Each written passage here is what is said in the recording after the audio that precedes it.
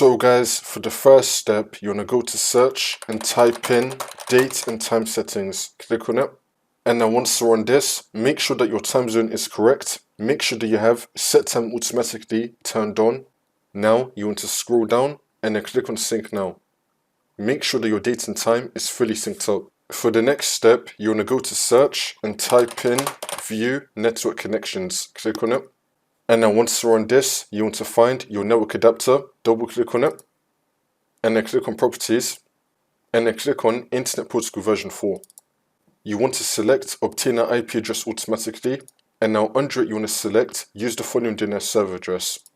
You want to make the first line 8888, and you want to make the second line 8844, and then click on OK.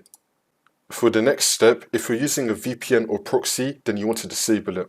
For the next step, you want to go to search and type in CMD. Now you want to run it as administrator. And then click on yes. And now once you're on this, you want to type in ipconfig space /flush DNS and then click on enter.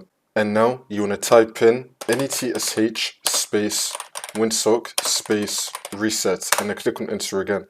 And now for the last step, you want to restart your computer and then the problem should be fixed.